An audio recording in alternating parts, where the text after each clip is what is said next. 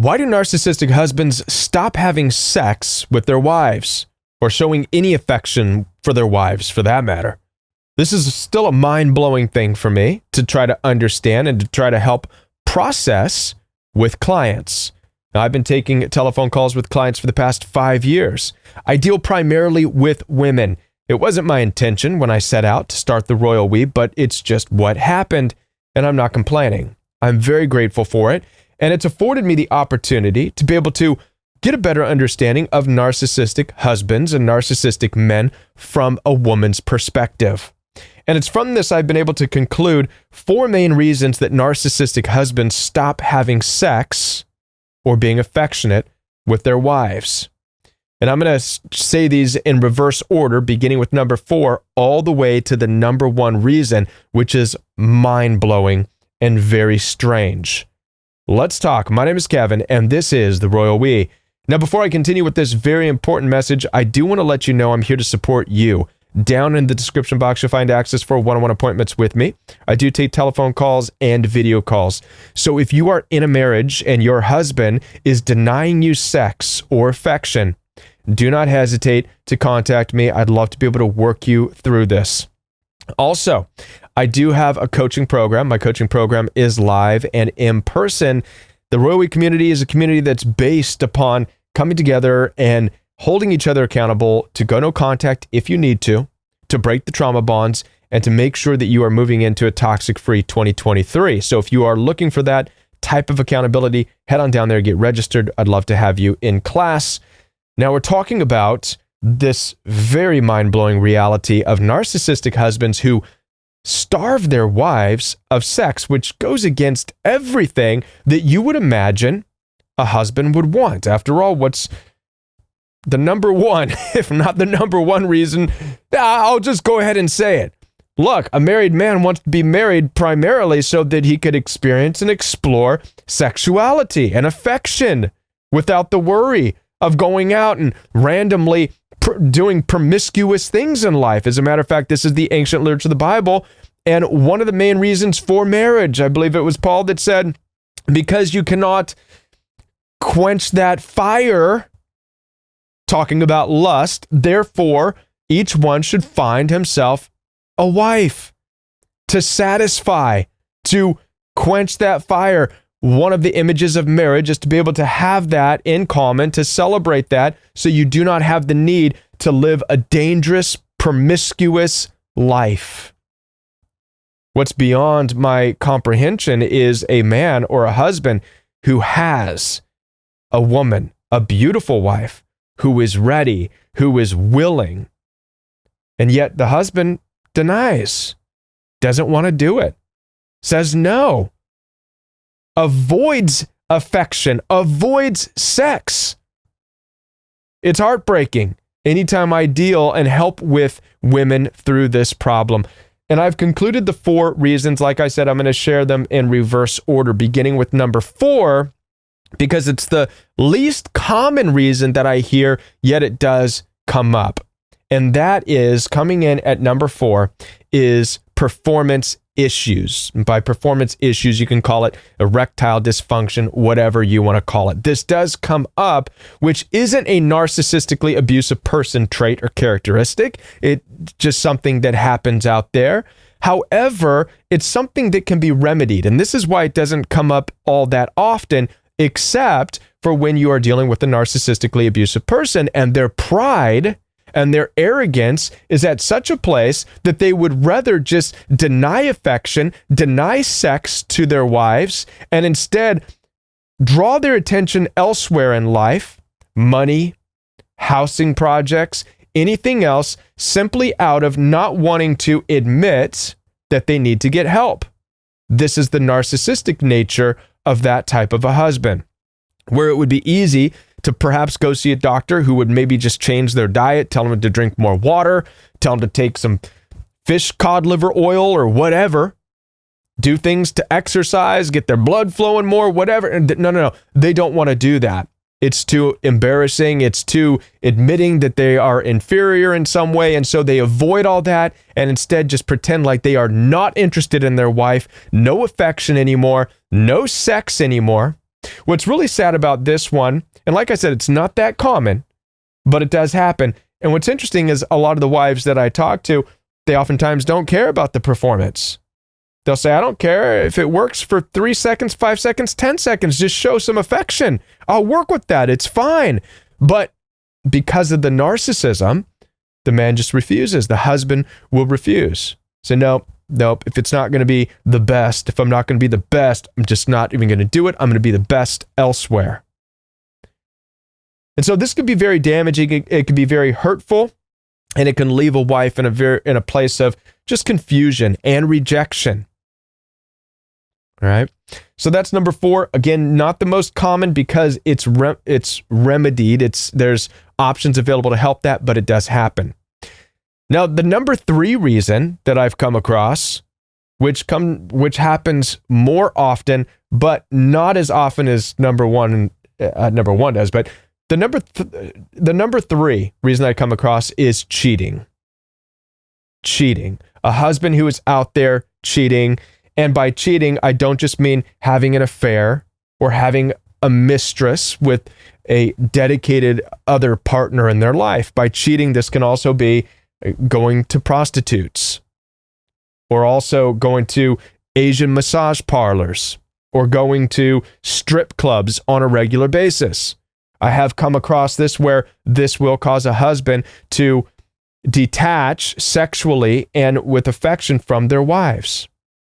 Oftentimes, it's the beginning stages of what causes a wife to become curious as to what's going on.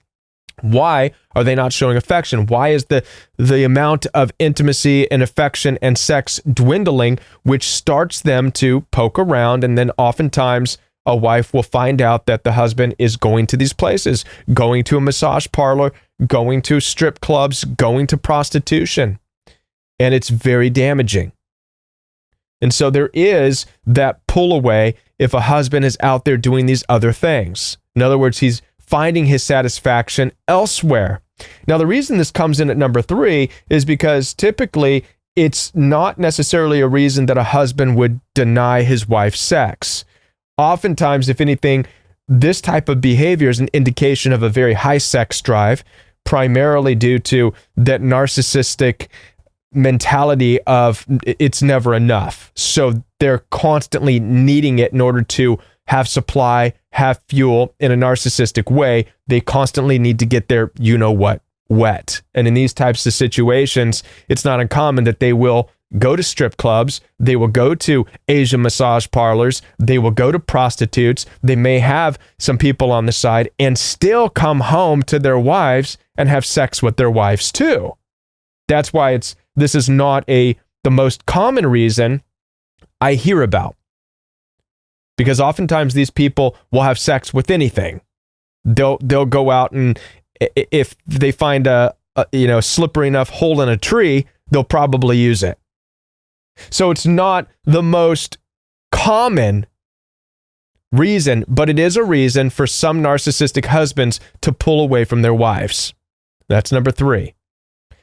The second reason, and this gets into dicey, damaging territory for women, and that is a husband who comes out of the closet, so to speak, and is gay. And this is probably one of the more malicious and malevolent things that I've come across. And it's not because of being gay. That's not what I'm talking about. But it's being gay and lying about it from the get-go and dragging in a woman, dragging in someone in marriage who they're not really in love with, and even forming a family. Oftentimes, these people will have children, all not out of really wanting it, but as though they're pawns in a game, so they can satisfy what they want their family to see, or what they want culture to see, or their job to see, or society to see. Ultimately, 10, 15 years down the road, after they've had some kids and they've decided, well, I'm done pretending. Thanks, but no thanks. I'm actually gay, surprise. And then they go off and they do their thing, whatever that is. This is crushing to a lot of the women that I've dealt with who had no idea. What's interesting about it is sometimes they say they suspected something was strange from the beginning. And listen, I always say in my coaching with one-on-one, I tell people, listen, the things that you suspect in the beginning, pay attention to them, observe, observe, observe. Do not miss the red flags. There's a reason why your discernment tells you these things. There's a reason why you need to dig deeper. And this happens to be one of those reasons. Because ultimately, it's going to come out, it's going to explode, and it's going to leave a bunch of people in the wake of their destruction. So the reason, again, that I look at this as one of the most malicious, narcissistically abusive people, or narcissistically abusive things that a person can do is because of the long-term lying. Again, it's not being gay. That's on them. Whatever. It's not being honest about it. Starting a family under the assumption that you're gonna be their provider and you're gonna be this family person. That's what it is to get married and to start a family. It's to create that commitment. But to go into it because you're hiding, because a man is hiding who he really is, that's bad. And now that creates a problem for a woman, and it also creates a problem potentially for the children as well. So that's why I put that at number 2. Being the most malicious, and I've actually seen that. Number 1, the top reason that I have come across for narcissistic husbands that stop having sex with their wives and stop showing affection, and this is by far the most mind-blowing thing to try to understand, that's unique to only narcissistic types of personalities. It has nothing to do with cheating. It has nothing to do with being gay. It has nothing to do with performance issues.